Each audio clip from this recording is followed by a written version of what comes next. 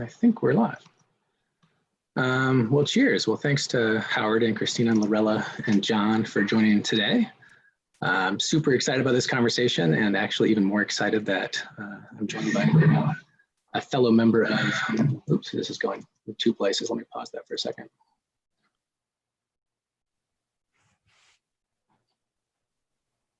Is that back to good? So Christina Antonakis-Wallace is joining to help facilitate this conversation. She's a fellow member of the Building Belonging community and just debuted at the Human Rights Watch Film Festival for her film From Here, which actually carries the tagline, Reimagining Belonging.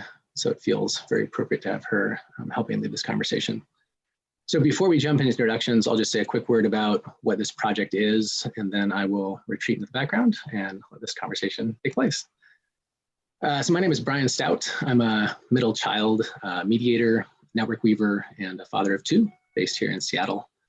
I'm helping shepherd an emergent collaborative that we're calling Building Belonging, which is right now an online home for people who are committed to building a world where everyone belongs.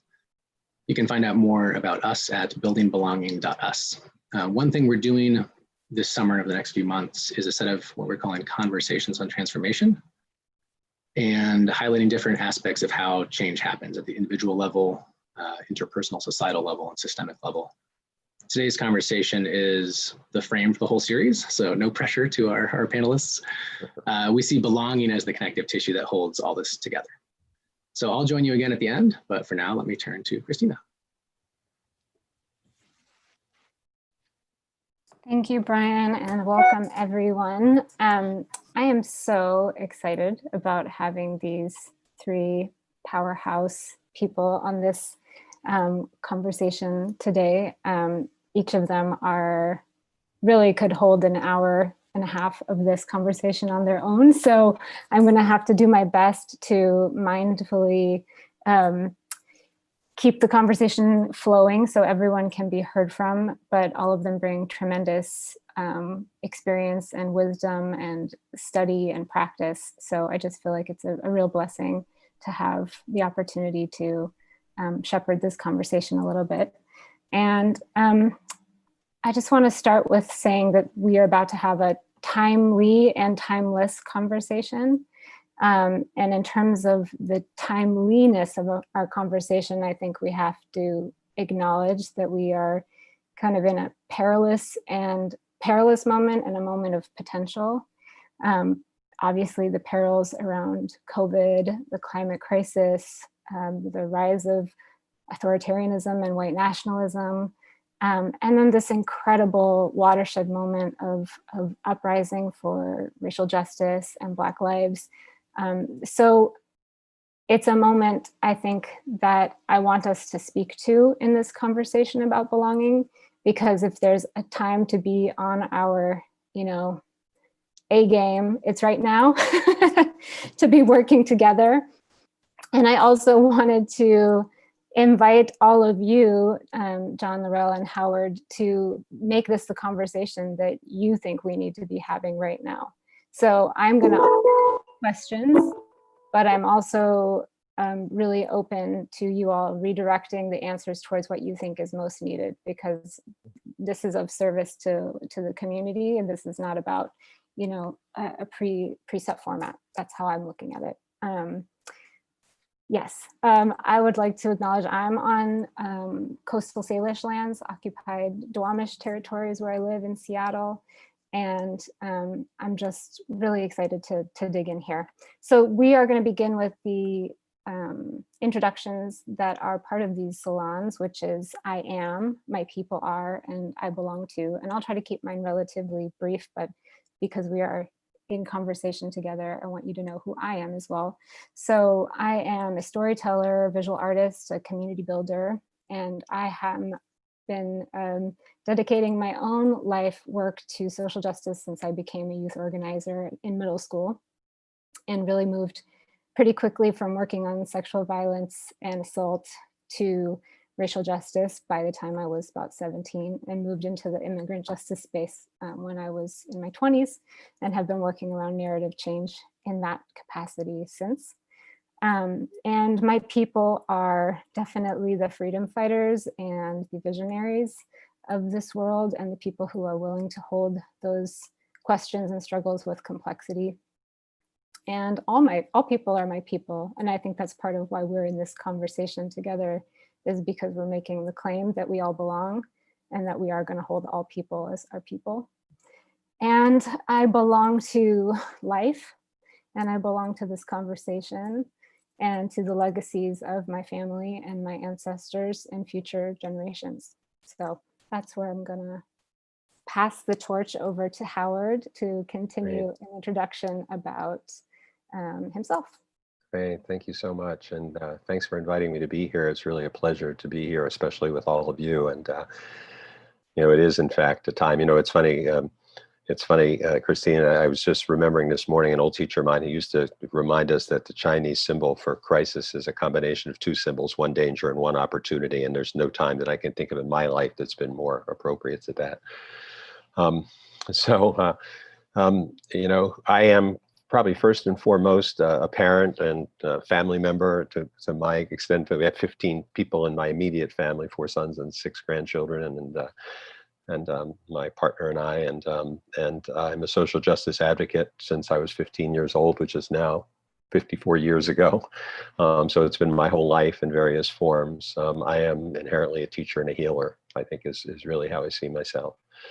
My people, at the core, my people are my ancestors who died at the hand of the Nazis, and I think that's really, I haven't even realized until more recently in my life that that's been the core unconscious motivation of everything I've done with my life, and it's been sort of the inspiration of that, and also my grandparents who were activists, especially my grandfather on my mother's side, and who was one of the founders of the NAACP in Baltimore after having fled Eastern Europe and gotten here safely, and my grandmother on my father's side, who was an organizer for the International Ladies Garment Workers Union. So those 2 messages were really foundational for me. One was that terrible things can happen, and the other is you're supposed to get off your ass and do something about it. And that's been my life's work in various different ways. And I've been incredibly blessed to have so many opportunities to do that in so many places, working all over the world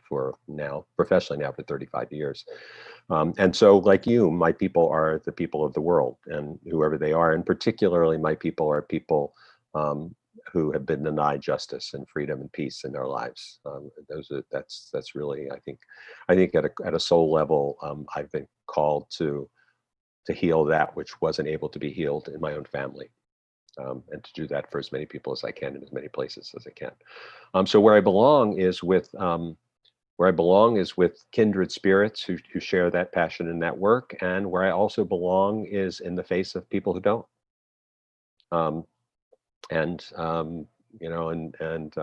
At this stage of my life, it's like the bigger the challenge, the better.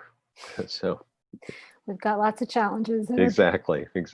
So I'll stop there. Sure, of course. Thank you. Lorella, would you be up for introducing yourself? Sure. I'm going to go off format a little bit since we have permission to be our full selves here. Absolutely. And I want to start by just sharing my morning mantra in Spanish, which is soy el poder dentro de mí. Hoy voy a manifestar mis mayores sueños. Soy hija de Rosa Graciela Angulo Ormeño, mujer luchadora. Me entrego a la vida con firmeza de pensamiento, con esa misma que aprendí de mi padre. Soy fuerte. Cuando me caigo me levanto, cuando me levanto me vuelvo a caer. La vida nos golpea, pero somos luchadores, ganadores, guerreros. Me emprendo en la lucha y sé que el poder de mi gente es invencible. Somos el poder. I'm not going to translate that, but what I will say in English is that I am the descendant of Rosa Graciela Angulo Ormeño and José Ernesto Angulo Martínez. We who believe in freedom cannot rest until it comes.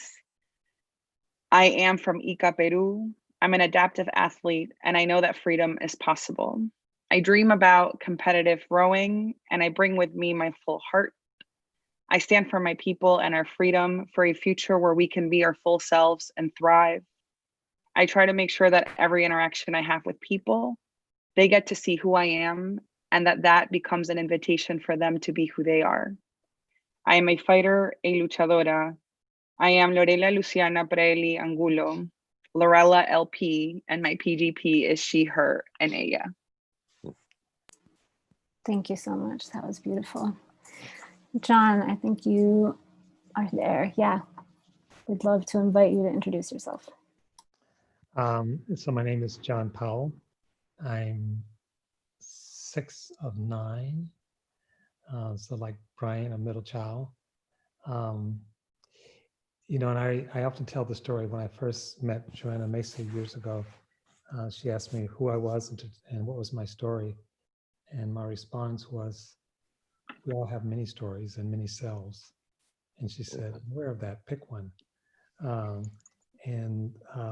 So I could pick one, but I'm not. I guess one of the ways I would say who I am is that I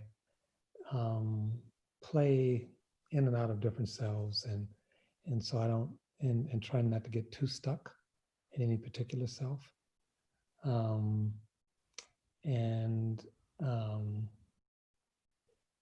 You know, and like all of you on the Zoom call, Zoom video chat. Two things I guess I would say. You know, my very close to my biological family. I feel really, really fortunate to have the family I have. It's almost like a storybook family. Just tremendous love and care, and that sort of definitely informs who I am. But also, I'm not a humanist in the sense that I do deeply care about people, but I don't feel like people are the end all or be all in the universe, that we're all connected to other expressions of life and to the earth itself. You know, and I think we belong here. You know, this is, and we belong together.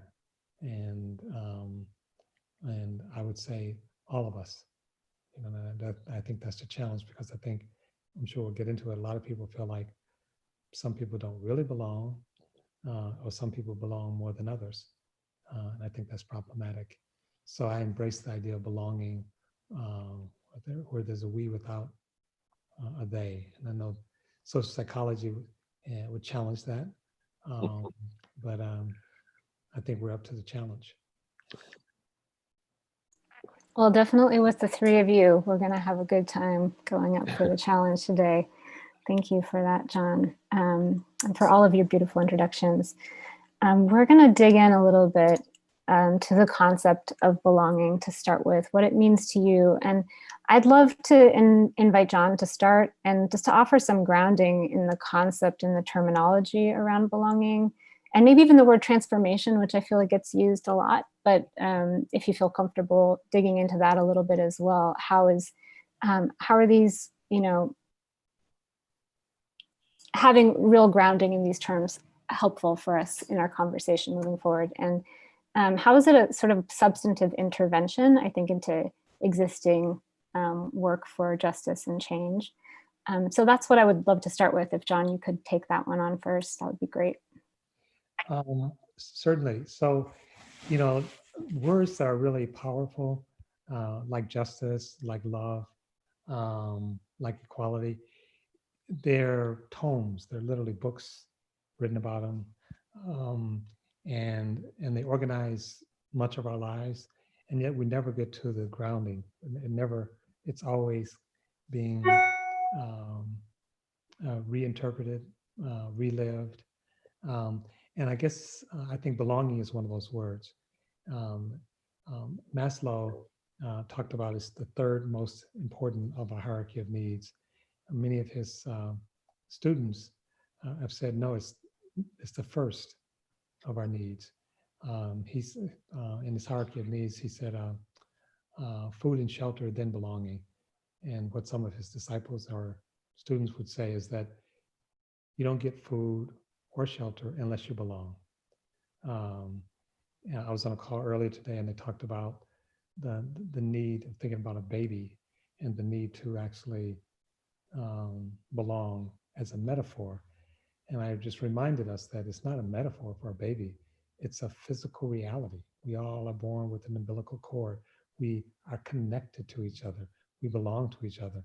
And without that, we simply don't even come into existence, don't even come into being.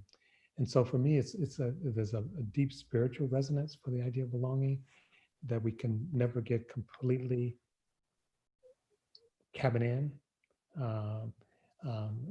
But there's also a political and social and cultural stance of belonging. And I think what we're seeing in our society today with the uprising, with the assertion that Black Lives Matter, think about what that's really saying.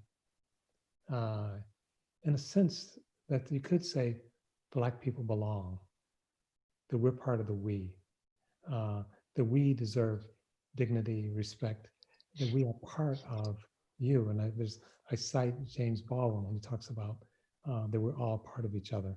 And he ends it by saying, some of my countrymen find that annoying and even unfair. And he said, at times, so do I, but none of us can do anything about it. So in some sense, I believe we are deeply, deeply connected. It's not an idea, it's a reality. It's a reality that we don't live. It's a reality that we struggle against. It's a reality that flies in the face of many of our cultural assumptions, many of our institutions, the way we organize space, the fact that we have apartheid in America, as Isabel Wilkerson says, the fact that we have a caste system in America. So in some ways, it's almost easier to understand or get a sense of belonging when you think of othering. When you think of the way in which we deny people their full humanity and their full connectedness. So I think and the last thing I'll say for now is that sometimes people create belonging circles that are with very tight boundaries. So it's like, these are my people, those are not. These are people, those are not. And in fact, the way I define my people is by those people who are not my people. And I think that's certainly true in the United States around race. That if you look at the early expression of race in the colonies before the United States was even a country, whiteness was defined as not being Black.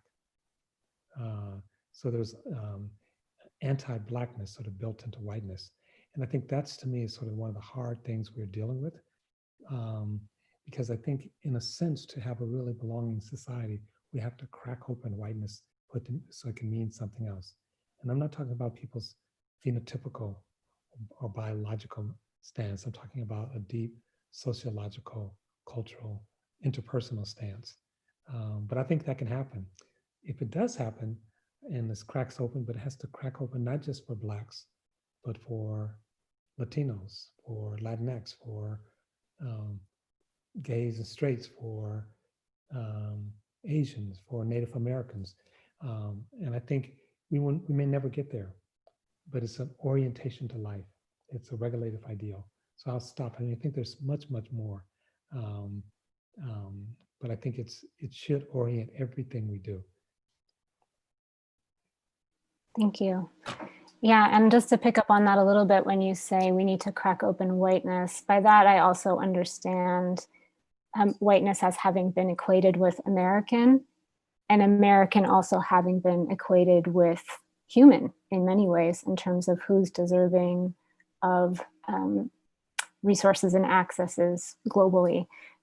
So even though that's a little bit of a stretch, it's not a totally stretch. It's kind of building from that logic. So yeah, just to bring it back to Howard and Lorella, who I also know have a lot to say about belonging.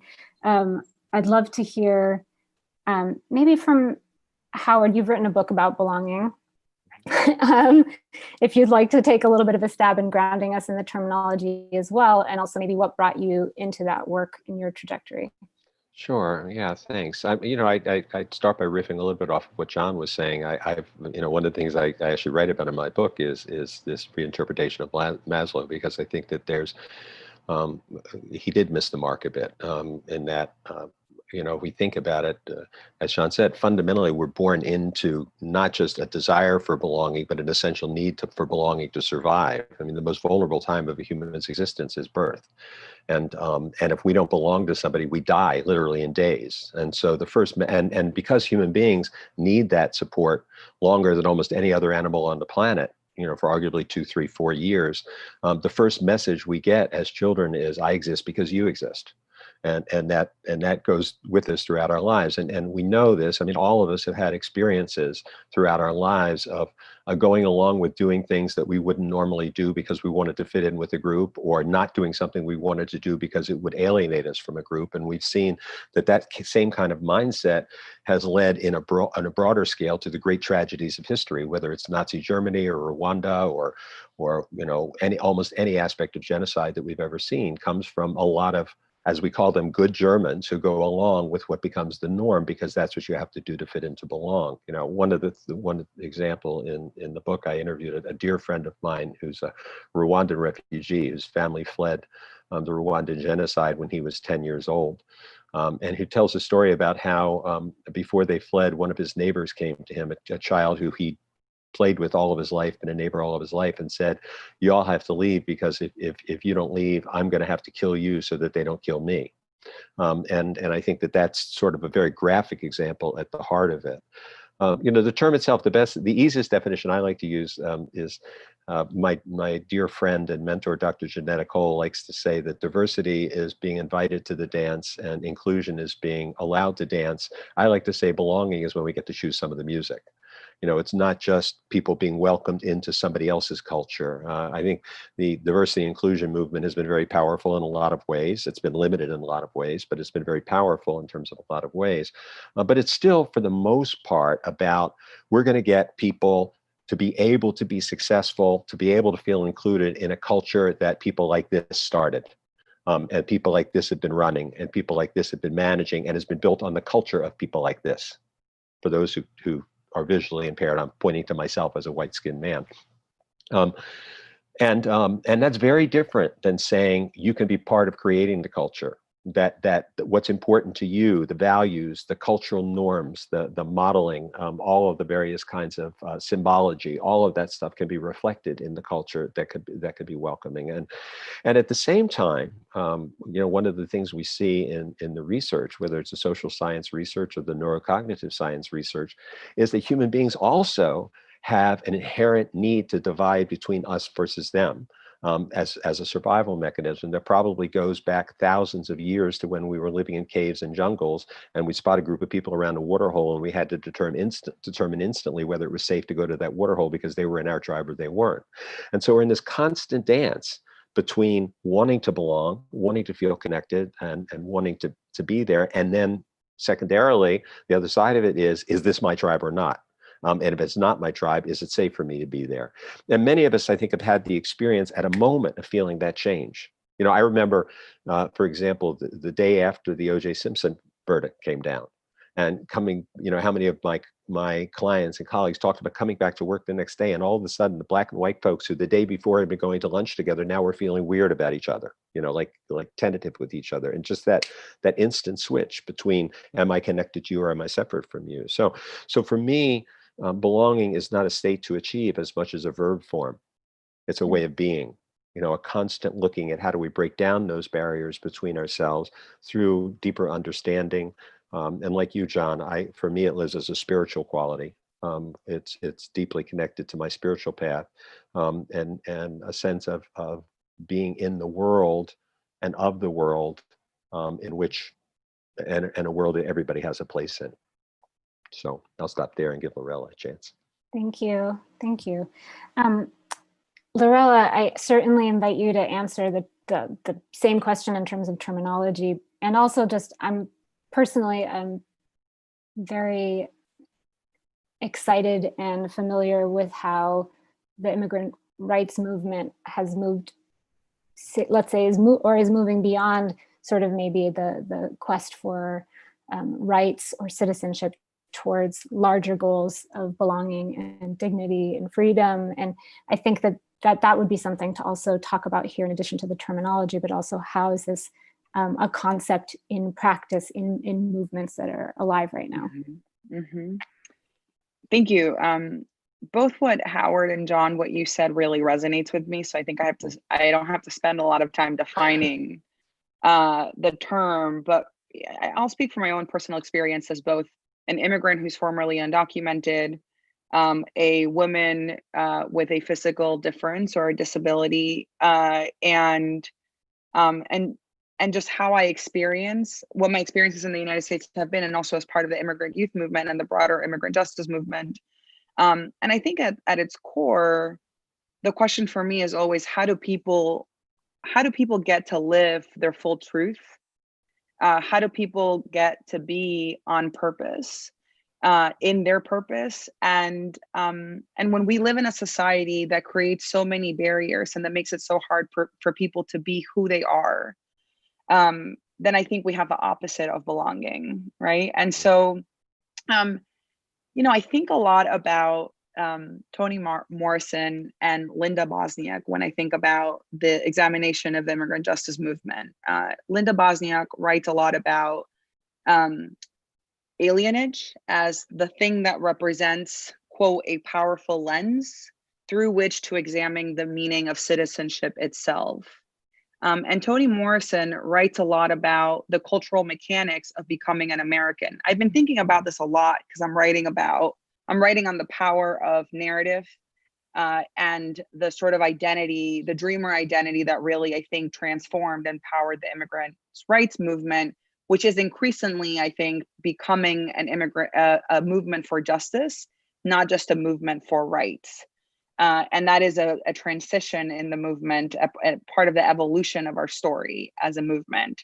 And it pains me a lot, actually, because when I think about the early narratives of the immigrant youth movement, the sort of bullet points that we took both from advocates and elected officials, it was really about severing the relationship with our country of origin, and to a degree, severing the relationship with our parents in order to prove or to make claims on the United States as our home, or as people who, because we had an assimilationist narrative in order to make claims on this country and to prove that we belong, and to ask to be embraced by the United States. And I think about just how different the conversation is today, even as others try to push or to sort of lock us into that narrow narrative and sense of personhood. And I think we're just beginning to see what it means to understand that we don't have to check different parts of ourselves and our stories at the door in order to belong and to say that this is our home. And part of the genius of the youth movement is actually to live and practice the role of citizenship before it's been conferred by the law.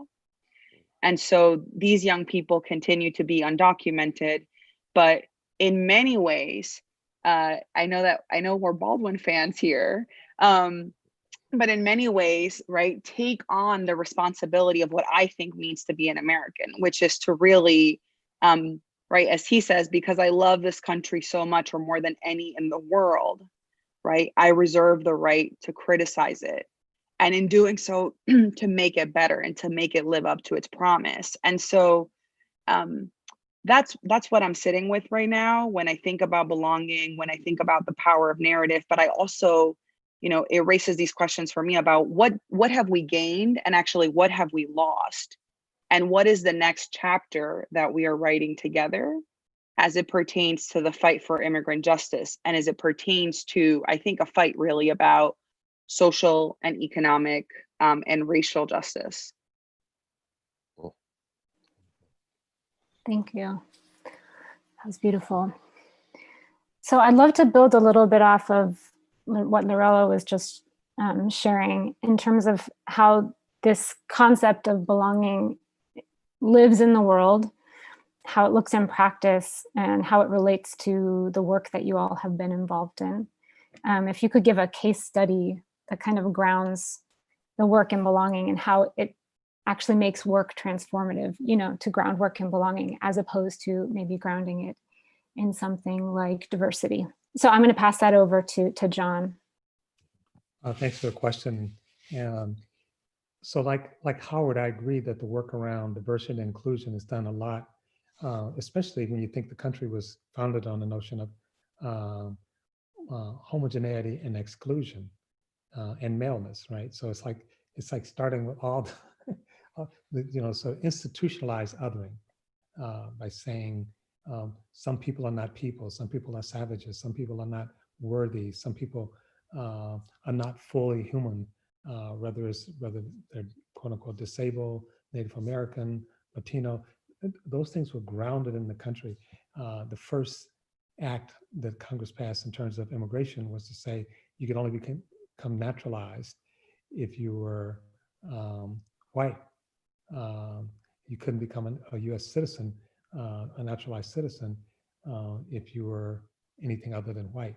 A white woman, if she married a non-white man, could lose her citizenship.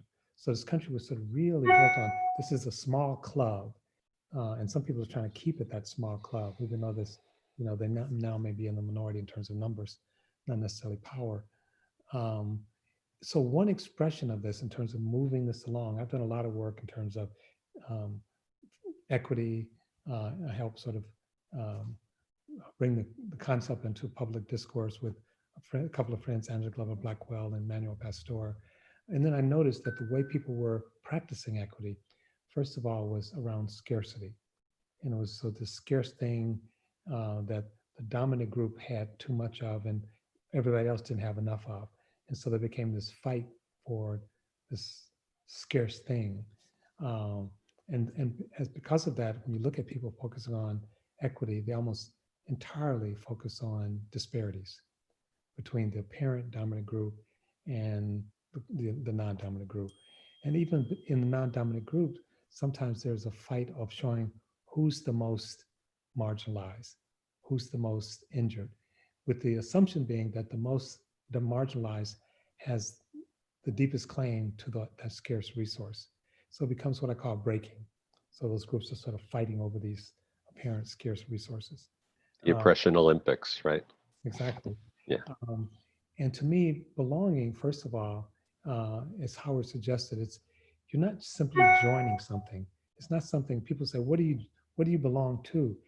You belong to the world that you help create. It's a co-creation, and co-creation requires agency, power, and love. But you're not just creating it for yourself, you're co-creating it for everyone. So that feels very different. And in practice, it actually allows people to exhale, because under the struggle of how people practice equity, there's always a sense of zero-sum winners and losers. And we think what we do is we argue as to who are the justifiable winners and who are the justifiable losers, as opposed to how do we all become winners? How do we actually do this together? So belonging shifts away from winners and losers. It shifts away from scarcity, because the thing that we have the most of and need the most of, there's a great book called The Race Between Technology and Education.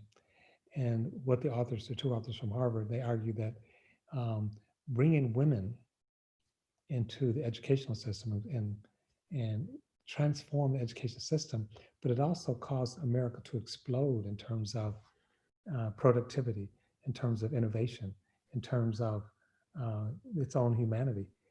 So it wasn't just women joining this already ossified male structure, it's still that, but it's actually changing that structure and making it more human, not just for women, but for men as well. So if we're successful in terms of belonging, it's not saying, how do I just make a space for Black men, straight Black men, period, but how do I, to use Howard's metaphor, if I'm giving a party and I invite you, you come as a guest, and you get to eat my food and you get to meet my friends, you get to listen to my music, and then you go home. It's my party, you're a guest. Belonging suggests, as L'Oreal was suggesting, I'm not assimilating it to anything. It's our party. So, that's great. So we choose the music, not me, not you, but we. We choose the food. Now that means also we are responsible. We are all responsible. So that's very different than the assimilationist model that Arthur Schlesinger argue for very explicitly that the way you actually keep the country together is that you have to assimilate, you have to give up your name, you have to give up your religion, you have to give up your cultural practices. And when you try to do that, you never succeed. You're trying to join someone else's thing on their terms by erasing yourself. So that never feels good, and you never succeed. You're never as wasp as the wasp, as hard as you try, and you shouldn't try. So that's what belonging about it. It's really a term, but it's not a term that says the wasp can't be wasp. They can be wasp, but I don't have to be wasp. I'm not wasp. I don't want to be wasp. And the country is not theirs. It's not mine. It's ours. And the earth is not theirs. It's not mine. We belong to the earth. The earth belongs to us. So it's a very different approach, and it's a collaborative approach. It's a co-creation approach. It's a sharing approach. Thanks. And I kind of wanted to connect that to something that Howard was talking about, which is also that it's not really about saying, hey,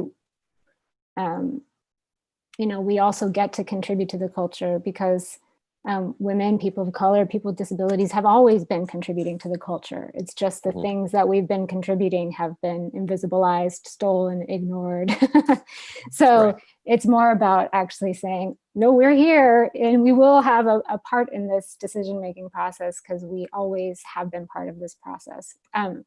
So I think it's more of a remembering and a recognition and a claiming than a like an adding to, right? It's actually, we might say it's actually welcoming that into the core, as opposed to living like it's peripheral.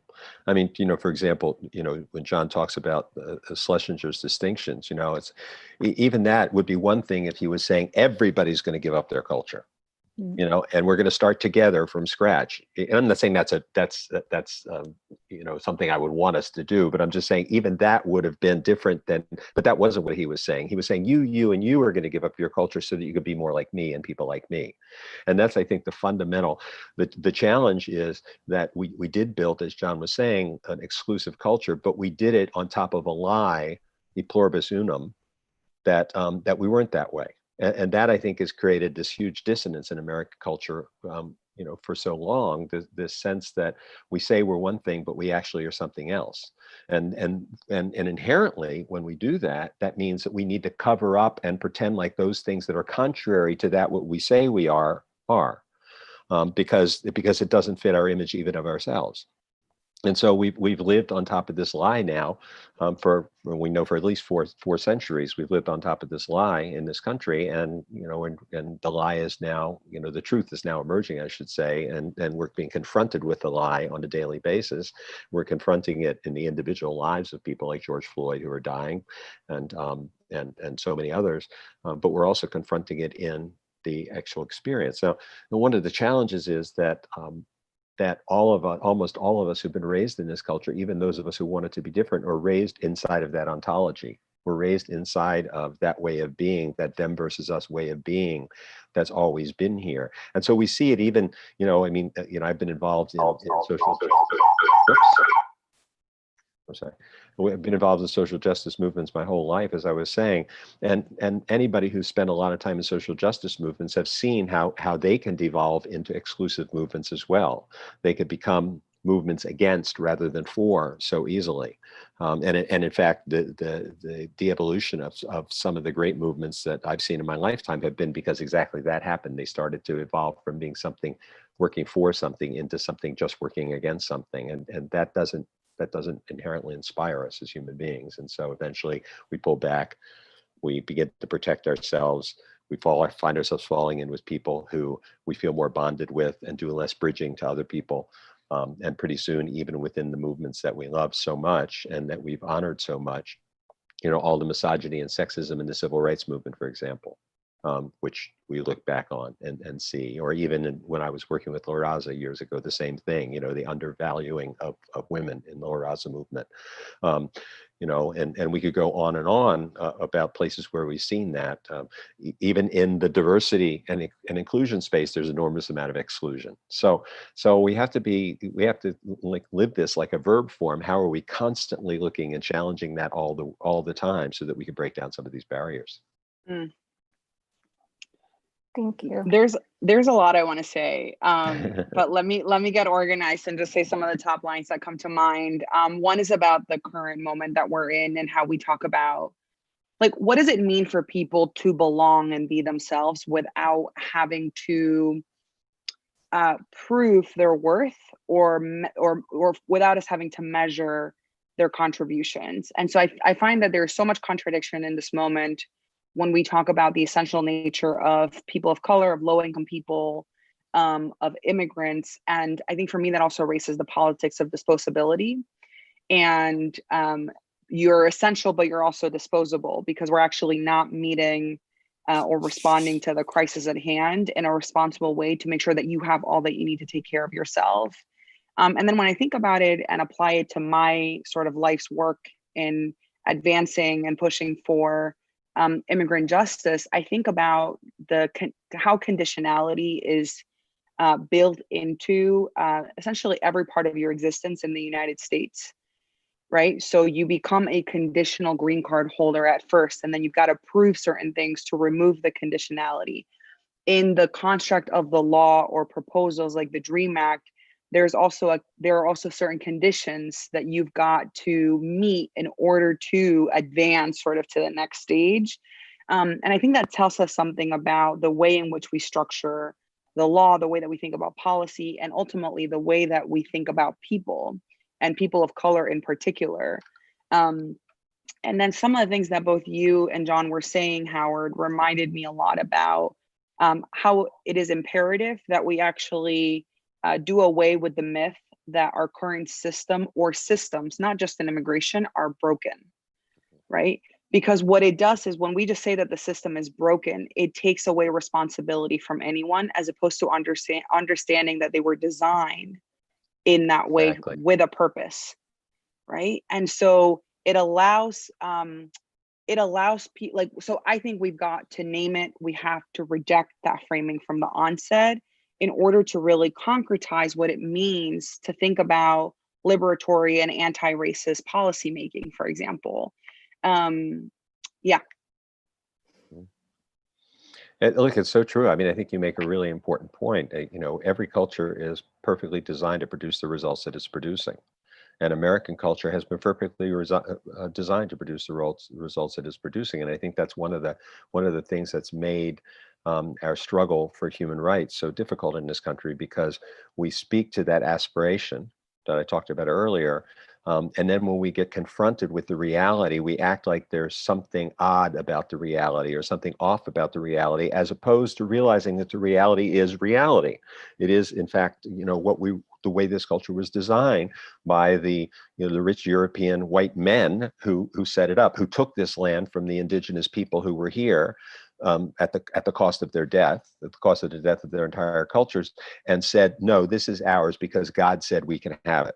And therefore, you know, we have the right to make these determinations. And then that sets up a pattern where for hundreds of years now, anything beyond that, anything that allows women, people of color, or anybody else other than that group to be part of the whole, to be part of the core, to use the word I used earlier, is a gift. It's something that we deign to give to people. And so inherently, people should be grateful for that.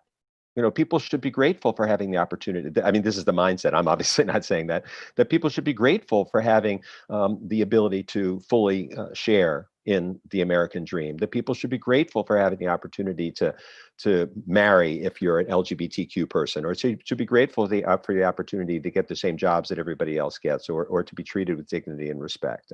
And that's inherently built into that system, because if you start a system by saying, this is your system, you created it, you have the power, then inherently, without questioning the legitimacy of that first stake in the ground. And so that's why I think this review of history that we're beginning to see happening in a way that I've never seen happen in my lifetime, it's incredibly exciting, you know, for me. At the same time as what's going on is terribly frightening, to see us really looking at history in a way that I've never seen before. I mean, I did a session for a major corporation a few weeks ago. And Dr. Cole, who I mentioned, who, for people who don't know her, Dr. Cole is the former president of Spelman and Bennett Colleges. She's currently the president of the National Council of Negro Women. She's 83 years old and unbelievable, and just has been a civil rights icon for her entire life. And so she and I did this town hall. They asked us to do this town hall. They put it together in 5 days, and said that they thought 1,000 or 2,000 people would be on, and 23,000 people showed up. 23,000 people. I've never seen anything like it, and that's just one example. I could go on and on. That's been going on all over the place for the last month or so. So I do think that there's an opening for us to ask those deeper questions. Now at the same time, those of us who are white-skinned have been raised inside of that culture to play a particular role as well, because that's another thing that keeps the culture in place. And while we know we've got the David Dukes and the Richard Spencers of the world and people like that who are overtly embracing that, most people aren't even conscious about how much we've been trained to play that particular role. And so it feels normal to us. And I'm not using this as an excuse or taking anybody off the hook. I'm just talking about the reality of the psychology behind it. It feels normal to be in that position of power. It feels normal to be in that position of privilege. And so when you take something that's been normal for 400 years and all of a sudden start to question it, it feels like something's being taken away from me. Even if the fact that I had it to begin with wasn't legitimate, and it was only legitimized by a narrative that got created, when it gets taken away, it feels like, who am I if I'm not that? And so we're confronting that, I think, very intensely right now as we see this polarization deepen and deepen in our society between those who are saying we want to get back to this, we want to get back to the notion of e pluribus unum, for many one, and all of it, whoops, and all of us really having a piece of that. But at the same time, we're confronted with that piece that John was talking about, which is the exclusion that was at the heart of who we are. And so both internally and externally, we see that tug of war going on. Yeah, so I guess building on that, and I also just want to acknowledge that John is still with us on the phone for those of you who are maybe watching this. He had to attend to some medical issues, but he may be popping in and out on the phone. We don't know. So John, I'm going to give like a little 10-second pause right now in case you're waiting for your moment to jump in. You can. We'll just take 10 seconds here. Okay, great. I think we'll just keep moving then. Can you hear me? Oh, Yep, we can. Yes. There you go. Yes. So yeah, so I think this is actually a fascinating conversation. So one of the things of which we know in terms of the ideology of whiteness was built around the idea of supremacy. Even though the reality is that most people who are phenotypically white don't really have the spoils that's supposed to be associated with whiteness. I mean, there's a whole elite structure from the very beginning. And a friend of mine, David Roediger, wrote a book called Wages of Whiteness. And by that, he's playing off of W.B. Du Bois' work around the wages of whiteness, that you got something for being white. You got citizenship, you got status over non-white, but you didn't get to really be part of the elite. And what's happened in part is a good thing, that some of those inappropriate things are being taken away. And so it feels like a loss. And part of what we have to do is not only take those things away, not take them away and give them to someone else. It's like basically there's no hierarchy. You don't get to lord over anyone, period. And if that's where you've gotten the substances of who you are, we have to give you something else. And that's also the tricky part, is that you can't just ask people to experience what I call a social death. You can't just say, you've been white and now you're what? If you're not white anymore, or if you don't get to dominate anymore, who are you? What are you? If you're dominated as a man, dominated as being straight, dominated as being white, what are you if you don't have those things? And for many people, there's no answer. And I'm not saying that's the core of our work, but we have to fracture whiteness so that we all can actually belong and be fully human. Thank you, John, for joining wherever you are right now. I wanted to see if we could sort of dig into this moment again in terms of how is belonging then an intervention in this moment. Lorella was talking about the disposability and, I think parallel the criminalization of so many people that we're actually interrogating right now. But the disposability that we're experiencing around the pandemic, how can this moment be an opportunity to use belonging as a lens to intervene in the work that we all are hoping to do right now? Well, I'll be glad to jump in and talk about that for a moment. I think that we can't really understand or inquire into that question without understanding the importance of power in the conversation. And I mean that in many ways. I mean, first of all, in the ways that we've already talked about, which is, who has the power, who deals out the power, who decides who can come into sharing some of that power, all of those aspects.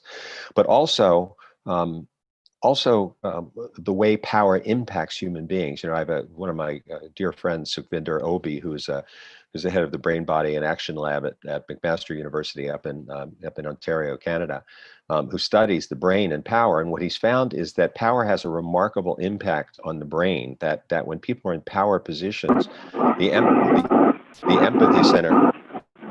John, I think you need to mute. Brother, there you go. Thanks. The empathy center of the brain, the premotor cortex, which is the part of our brain that produces mirror neurons, that produces our ability to feel empathy towards other, gets dampened. And this is true regardless of who's in power, by the way. And of course, we know this isn't just, just associated with race. I mean, if you look at, the sad case of Robert Mugabe, for example, who, when I was going to college, we celebrated as a dual hero to Nelson Mandela, who ends up turning into one of the worst dictators in the world, and that famous line from Lord Acton, power corrupts and absolute power corrupts absolutely. That what happens is that when we're in a power position, by its very nature, we lose empathy, or we diminish the capacity we have empathy for others. And that's why I think that from an intervention standpoint, interventions almost always have to maybe not start, but deeply include that whoever is in the power group is turning inward as part of that conversation. That's why I think that the conversations for white people about privilege today are so important, about white people doing their own work around privilege. Because if we don't do our own work around privilege, and if we don't understand for ourselves how power shows up in our immediate life as well as in our collective lives, then all we can ever possibly be is some form of paternalistic, or that savior complex that we've seen. And I can tell you, for myself, for all my intention, I can find myself slipping into it very easily because the culture rewards it. You're a good white person. You're one who gets it. And so, I put that medal on my chest if I'm not careful, realizing that, again, that's saying that, aren't you great because you weren't as bad as the rest of them? Well, I aspire to higher than that for myself, and I aspire to higher than that for us as a collective entity as well. But I think that those kinds of investigations into, who am I? And I think that lives very much as you were describing your own work, Christina, earlier. It lives in people's stories. It lives in people's narratives. I mean, ultimately, who we are is our story. And that story gives us our life, just like I was saying that my family story has given me my life, and each of you shared similarly. I think that kind of an inquiry is really necessary, and it's not always comfortable. Thanks. Lorella, would you like to jump in on that question, or should I move on to the next one?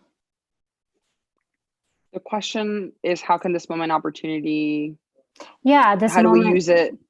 Go ahead. Yes. So how do we use the framing of belonging in this moment of disposability that we're witnessing, in terms of how this pandemic is really costing the lives of so many people of color, elders, working class people in this country right now? Yeah.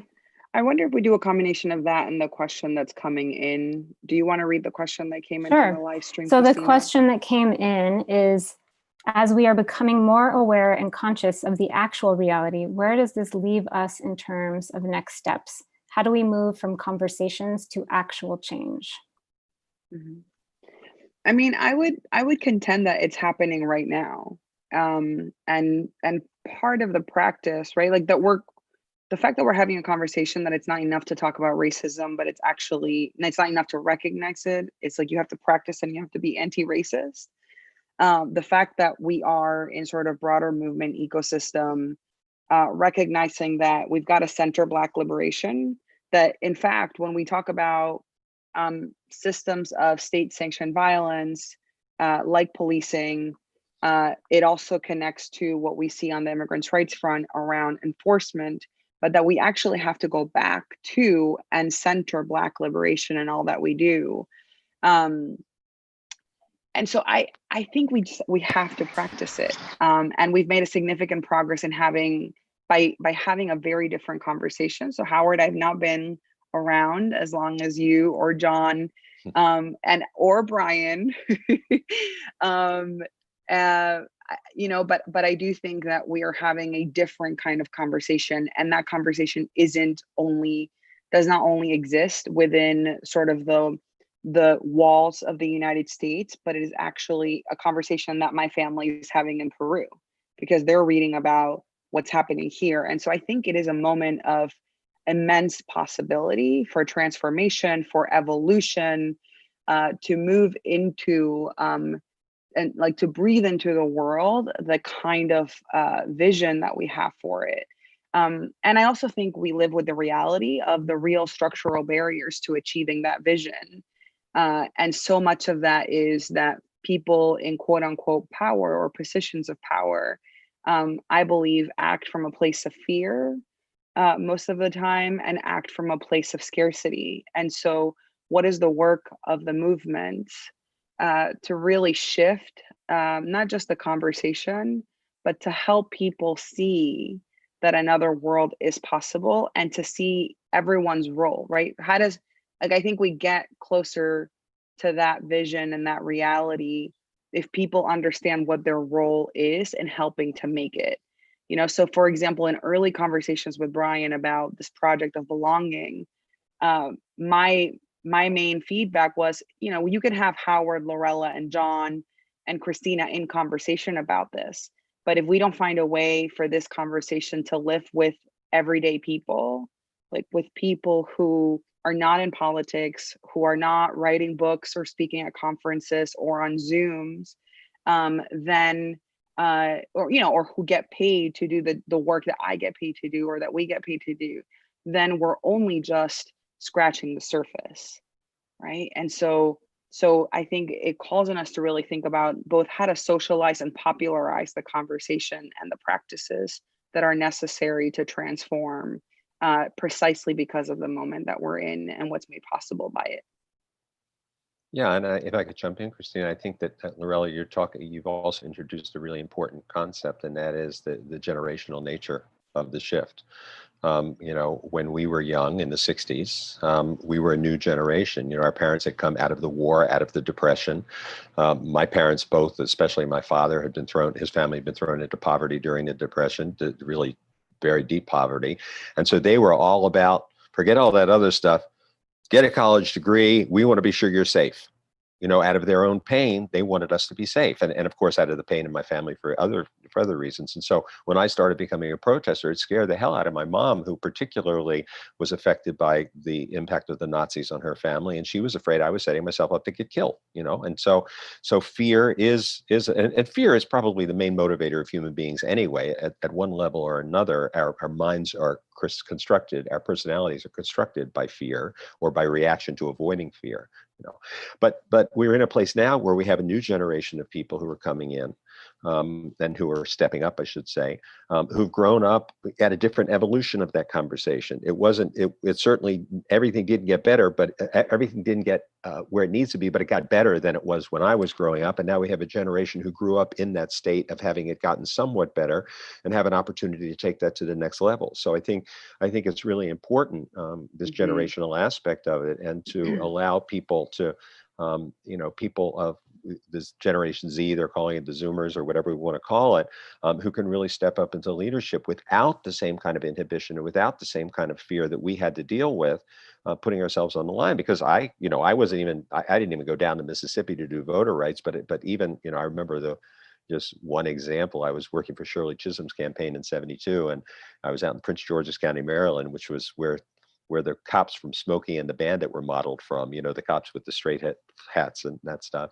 And, you know, walking down the aisle in a grocery store and somebody grabbed me by the scruff of my neck and threw me up against the frozen fruit section.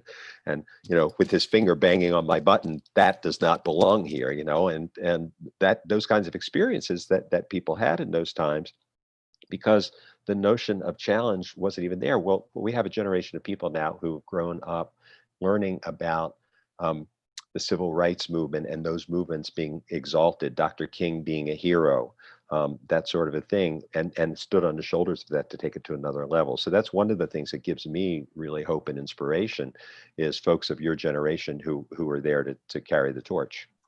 Can I just say quickly on this note that I think that my generation, but really like folks who are younger than me, they're learning to love themselves differently. Yes. And I think that is that is key to where we are headed, right? And so it is about owning all of these things that you are told to hate. So the world and the noise is constantly telling you to change and to be different. And I think we are just seeing young people embrace themselves, decide, you know, coming out much earlier, deciding to step into their Blackness or their Latinidad. And that is just so different than, you know, I would say I grew up with parents who were, like there is a lot of colorism and racism in Peru, and certainly a lot of classism. But coming here, I think it's this project to want to become white. And even in a place like Peru, you know, when you drive down the highway and you see all the advertisement, it is only in the last 2 years that we are going from sort of European, sort of white women to more indigenous Peruvian women. And I think we've got a lot of work to do, but it just reminds me of like what we are asking for, right? If part of our power is purchasing power as people, what we are asking for is authenticity. And what we're asking for is not actually permission to be ourselves, but actually practicing what it is to be our full selves. And I think that is key to where we're headed as a country. And it's so different, I think, from the way that my mother and my father grew up. And so, you know, we live in a hard moment, but we also happen to live in one of the easiest moments, in that organizing is made possible in different ways, in that women have the right to vote, even as they look to suppress our vote, right? Where you can be yourselves in different, like, it's just a different context. And I think it's so important when we talk about the generational change, just the kind of privileges that we have by virtue of being here today in 2020, as opposed to here in, you know, the late 1990s or the 1960s, right? Where the conditions were different. Yeah, and I think that you know, one of the challenges is, I think that the culture we grow up in deeply influences us. And if you look at your parents or my generation or other generations, you know, we push the envelope outside of what was normal in our time, those of us who challenged it. But the normal that we grew up in was still pretty regressive, I would say, compared to even where we are now. As much as we would say it's regressive now, it was much more regressive then. So what it took, you know, I mean, if we look at historical factors, you know, we're very deeply in this conversation now with this whole question of statues. You know, when you look at historical reality, you look at somebody like Lincoln, who was seen as the great emancipator, and who, you know, African Americans have celebrated, many African Americans, maybe most, have celebrated as a hero for all this time. And yet we know he's somebody who said that African Americans would never be the equal of whites and were inherently inferior to whites. At his time, that was progressive. You know, when we look at it now and we say, how can you possibly think that was regressive? But of course, in his time, you know, 100 and plus years ago, that was considered to be progressive. And so it's an interesting conversation. That becomes an interesting conversation, which is, do we, you know, how much of what somebody experienced many, many years ago, you know, limits their capability to change or evolve. And the same thing will happen now. You know, I can guarantee you haven't seen, you know, 50 plus years of this, that 20 years from now, people will look at the conversations from now and they'll say, that's all you asked for? You know, you didn't ask for this as well. You didn't want more than that. How come you didn't push the envelope even farther, even though we know we're pushing the envelope pretty damn far right now? People on the street are pushing the envelope pretty damn far right now. And so I do think we have to be sensitive to that. That doesn't mean I'm excusing things that people did in earlier times, the you know, racist statements or the associations people had with different politicians, or the positions people had around marriage equality, or, you know, whatever that they had earlier. But I do think that if we really want to create a state that welcomes people, all people in, we have to give people a chance to evolve, and we have to, you know, if that evolution is sincere, and if it's really an evolution with integrity, we have to give people a chance to land with their evolution. Thank you. So I'm just going to give John another opportunity to chime in here, and as he queues up, because I'm sure he's got things to say, I just also wanted to recognize, I think, this young generation who's really leading the movement right now. We are indebted to folks who are out there right now, and I think it's an exciting opportunity to really think about building multi-generational movements and recognizing how valuable all of our contributions are from our different generational experiences. So John, are you up for joining in? Do you want to join in on that question? And maybe we can pivot it towards practices that we can offer to build belonging.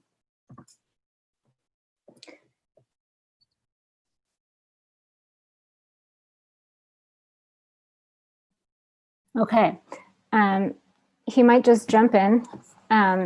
If he does, then we'll pause ourselves. So I think the question is what's a practice that we can offer people who are listening to this right now, or a skill to build belonging either for themselves or in the work that they're doing, and also an audience question, which was how are you all taking care of yourself spiritually, emotionally, and physically? And I think those things are very much related. Lorella? You go first.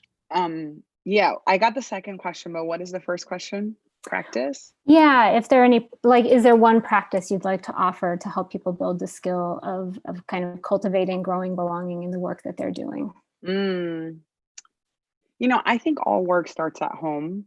And so maybe the practice is, it can be really hard to challenge or rather to teach the people closest to us. But if everyone who's tuning in really makes a commitment to do that, to not just, you know, let the comment like live, but to actually do the work of teaching our family the power of the language and the assumptions that come with it. Like, language creates culture and sets norms. And, you know, I feel for me, because I walk around with one leg and crutches, I move around the world in that way. For example, I often find that very, very young kids, right, when they see me, they're all confused and like, what's happening? And the parents' reaction is almost always to hush them, because I think they're trying to be respectful to me. And I wish that we got to a place in the world where we actually normalized it, where it wasn't about hushing the child, because the child is naturally curious and the adult is naturally curious because they don't see someone with one leg every day.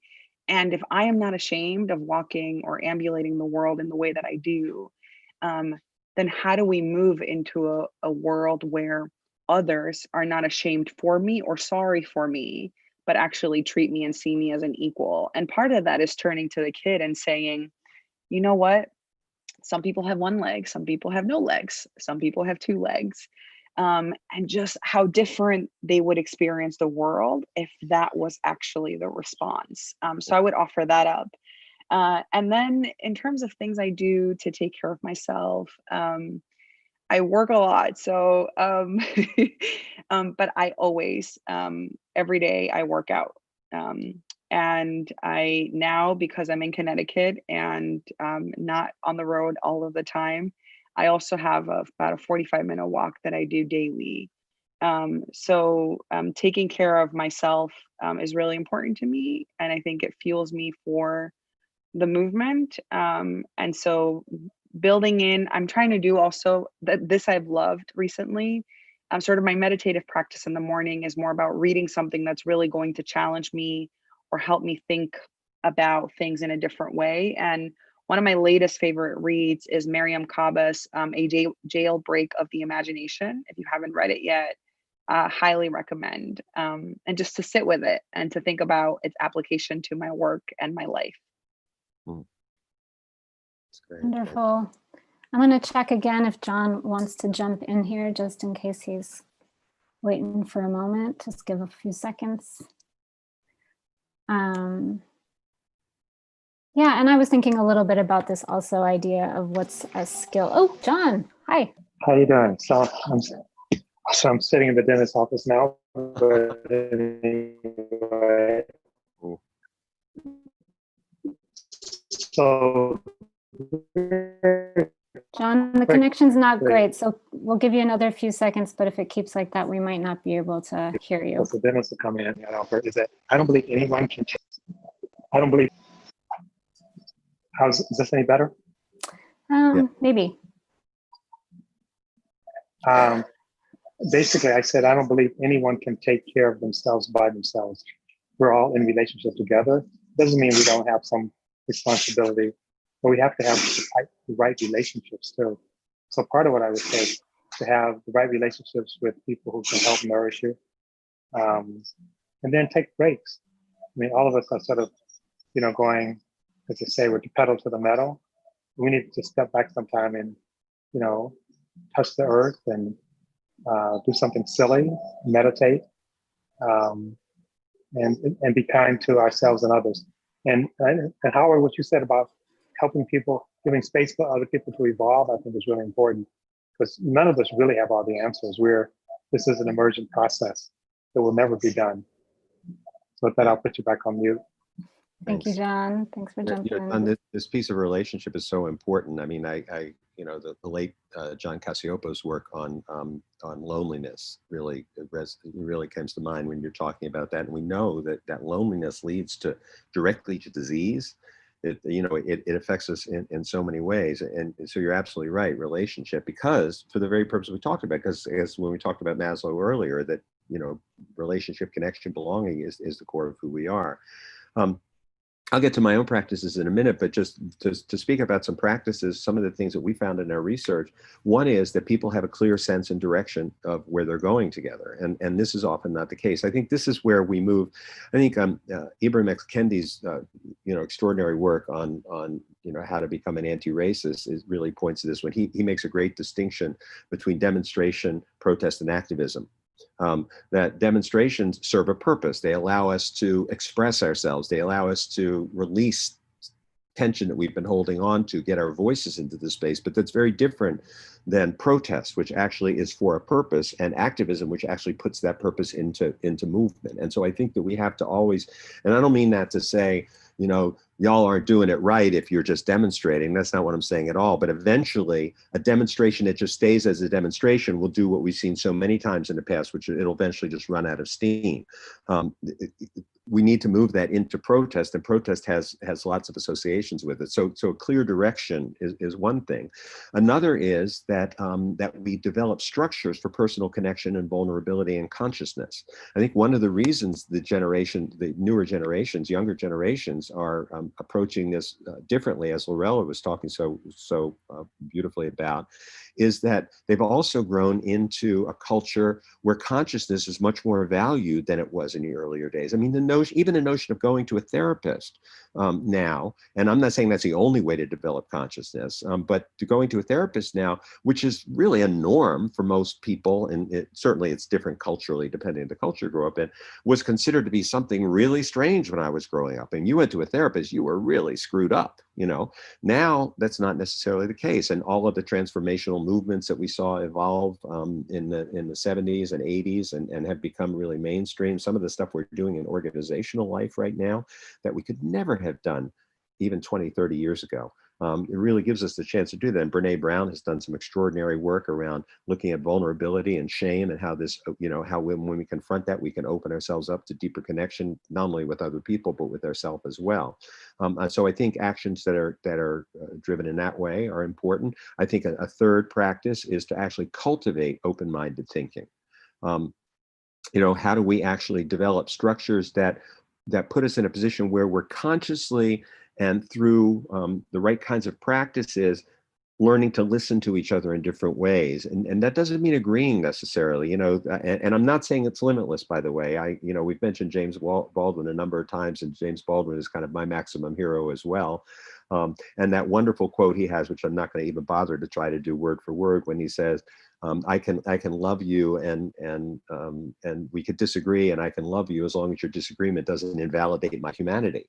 And so I think that I recognize there are limits to that, but I've also found that, for example, I went out and interviewed over 100 people who voted for President Trump for my book, and I, not surprisingly, to any of you, didn't vote for President Trump, but it was incredibly valuable for me to understand, first of all, that this is not a monolithic group of people, and we tend to do that. We tend to homogenize people who aren't like us, and that many of them were good and decent people who did see the world differently than I do, and had different values and priorities than I did.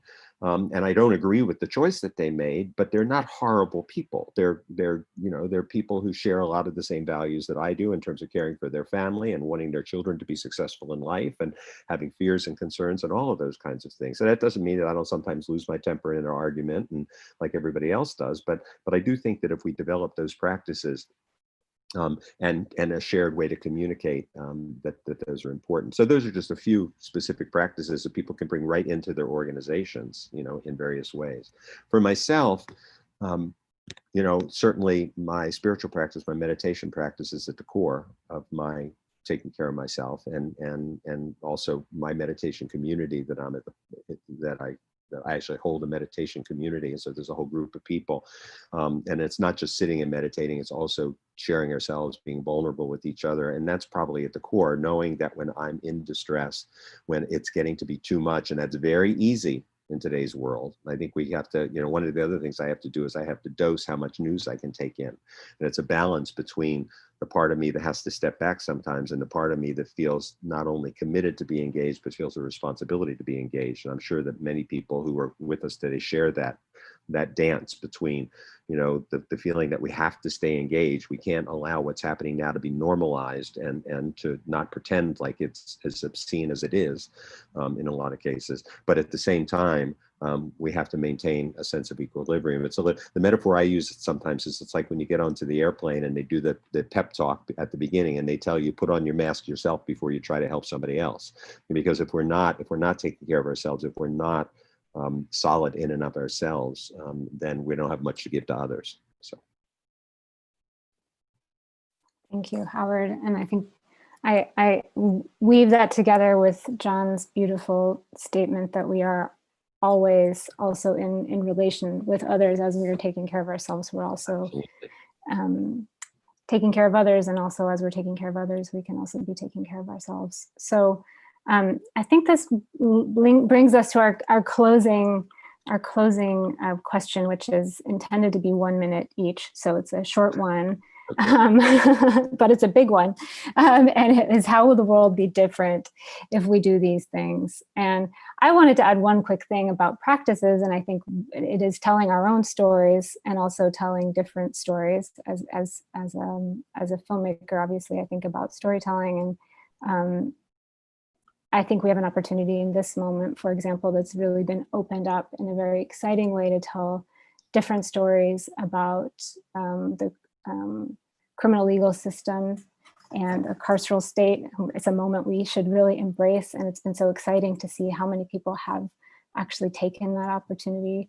And I think it's been really challenging, because the discourse around security and criminality has been so strong in this country. It's been used as such a wedge issue, but it really brings together so many issues to actually question this idea that certain people are inherently disposable and that our criminal legal system actually delivers safety to us, to really question that and to tell different stories about that. I'm excited about the moment we have right now to embrace that as a transformative possibility for all of us. Yeah, so how could things be different if we embrace belonging right now? And 1 minute. I'm going to see if John wants to jump in there for 10 seconds, and then maybe we can go Howard and then Lorella. So again, I apologize for not being in a place where it's easy to talk. But I think we need to construct our personal story, but also our family story, but also our community story, but also the human story, but also the earth story. And that we need to sort of be in relationship with each other in doing that. And I think both speakers sort of suggested this, but I want to make it explicit. We'll never be finished. You know, it's like there will be new things that we haven't seen. We always have blind spots. And so part of it is, even as we push with conviction, and I would even say love, we also have to have both tenacity and humility, and be willing to sort of, I guess, I don't know, forgive ourselves and others, but also hold ourselves and others responsible. And I think, to me, love is the way we do that. And love is not weak, it's actually strong. And I say it's really the fuel of belonging. I'll stop there. Thank you for being such a wonderful moderator as well. Thank you, John. That was beautiful. And that may actually be the closing words we need. I see thumbs up from Lorella. I don't know that anyone could say it or close us out any better than that, John. So thank you for that. And I think Brian is going to say a few final words. Thank you all for joining us in this conversation. If you think it was valuable, obviously pass it on, because I think these are ideas that need to be shared, as Lorella said, with people all over. So thank you all. Thank you, Christina. All of you. Yeah, thank you. Christina, you did a beautiful job. And thanks, John and Aurella. It's been a real privilege to be with you. Thank you both. Thank you, John. Cheers. Well, thank you so much for joining, and thanks to John for finding a way through in the face of a little bit of a dental emergency. Much appreciated. And thanks to everyone who joined. Sorry we couldn't get to all the questions, but I, for one, was enjoying the live chat and seeing a lot of rich conversation taking place there, which is really the point of these spaces, to get us in practice with each other. I really appreciated the dimensions of, what John kind of wrapped us with there. The individual, interpersonal, and systemic transformation is all connected, and that's partly what we're trying to do here. And the reason belonging, I think, and I'm hoping folks who are tracking this conversation are seeing in it what we see in it, which is this really powerful thing that we can all relate to. And as the parent of 2 little kids, I see viscerally every day how powerfully belonging is as a motive for action. And if we don't do it, if we don't get it right, people will enact. So a couple things just to share by way of closing here. One is we have a series of conversations that are taking place. You can sign up on Eventbrite by following us, Building Belonging. I'll drop that link in the chat here in a second. Our next one is on Monday at 8 a.m. Pacific. We have folks from all over the world. So Nora Bateson is joining from Sweden, Peggy Holman from here in Seattle, and Sanjay Purohit from India. So that'll be a time zone spanning discussion on emergence and belonging, which I'm also looking forward to. Should be a good conversation. That'll be hosted by another member of Building Belonging. So thanks to everyone for joining the live stream. Thanks to everyone here in our little virtual room, which is what we have to settle for in the context of COVID, but grateful to you all for sharing space. So I'm going to drop a couple links in the live chat. Brian? Yes. Just quickly, Go ahead. Probably folks who have called in before are aware of this, but like I can't join at that time on Monday, but if I wanted to catch it after the fact, where do I go to find that? Yeah, thank you. So all these conversations are both live streamed and then available on our YouTube site. Building Belonging is our handle on YouTube. They'll be there in perpetuity. I'll do my best after these calls to kind of timestamp and show the transcript there for folks who want to follow along and jump around to whoever you want to see. I would invite Howard and Christina and Lorella and John to share their takeaways. I do my sort of debrief as well. We'll put that up on Medium. If I can toggle over here in a second, I'll post some links in the chat for folks to follow. But maybe I'll invite Christina to take the last word, since she has been so gracious in hosting this panel. I wasn't expecting the last word. It was really such a treat to have a chance to connect with you all today. And I do really deeply believe that using belonging as a framework for our social transformation, but also our personal transformation is a really powerful tool. And I'm really excited to continue this conversation with all of you. And I really am thrilled that it's happening. So thanks to Lorella and Howard and John for contributing their wisdom and sharing it with all of us. Bye.